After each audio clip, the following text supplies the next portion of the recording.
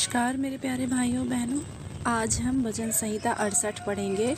Holi spirit से मैं प्रार्थना करती हूँ कि इसे पढ़ने में मेरी सहायता करें और मेरे भाइयों बहनों को इसे सुनकर समझने व इसके प्रकाशन से भरने में मदद करें। धन्यवाद। इज़राइल का विजय गान। प्रधान बजाने वाले के लिए दाऊद का भजन। परमेश्वर उठे, उसके शत्रु तितर बितर हों और उसके बैरी उसके सामने से भाग जाएं। जैसे धुआं उड़ जाता है वैसे ही तू उनको उड़ा दे। जैसे मोम आग की आंच से पिघल जाता है वैसे ही दुष्ट लोग परमेश्वर की उपस्थिति से नष्ट हों। परंतु धर्मी आनंदित हों, वे परमेश्वर के सामने प्रफुल्लित हों, वे आनंद में मगन हों। परमेश्वर का गीत गाओ, उसके नाम का भजन गाओ। जो निर्जल देशों में सवार होकर चलता है उसके लिए सड़क बनाओ। उसका नाम याह है, इसलिए तुम उसके सामने प्रफुल्लित हो।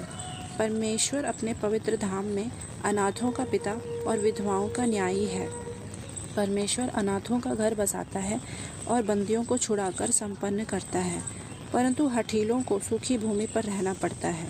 हे परमेश्वर, जब तू अपनी प्रजा के आगे आगे चलता था, जब तू निर्जल भूमि में सेना समेत चला, तब पृथ्वी कांप उठी और आकाश भी परमेश्वर के सामने टपकने लगा। उधर सीनै पर्वत परमेश्वर, हाँ, इज़राइल के परमेश्वर के सामने कांप उठा।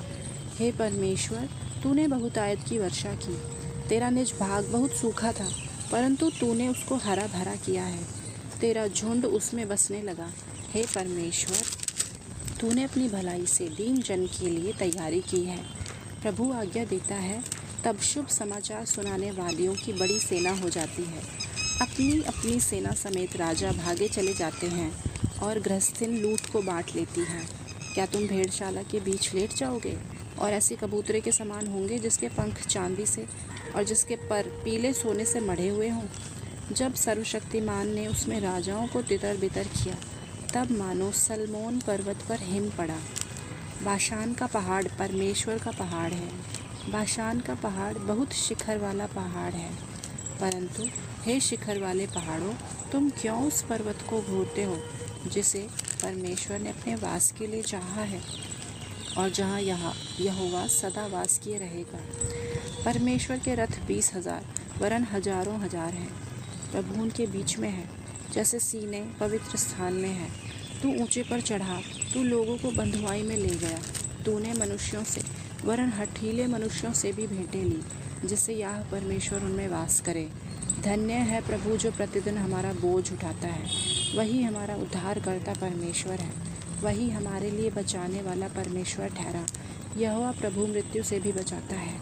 निश्चय परमेश्वर अपने शत्रुओं के सिर पर और जो अधर्म के मार्ग पर चलता रहता है उसकी बाल भरी खोपड़ी पर मार मार के उसे चूर करेगा। प्रभु ने कहा है, मैं उन्हें बाशान से निकाल लाऊंगा, मैं उनको गहरे सागर के तल से भी फेर लाऊंगा, कि तू अपने पाँव को लहू में डुबोए और तेरे शत्रु तेरे कुत्तों का भाग ठहरे। हे परमेश्वर, तेरी गति देखी गई। मेरे ईश्वर, मेरे राजा की गति पवित्र स्थान में दिखाई दी है। गाने वाले आगे आगे और तार वाले बाजों के बजाने वाले पीछे पीछे गए। चारों ओर कुमारियाँ डफ बजाती थीं सभाओं में परमेश्वर का। हे इज़राइल के सोते से निकले हुए लोगों, प्रभु का धन्यवाद करो। वहाँ उनका अध्यक्ष छोटा बिन्यामीन है।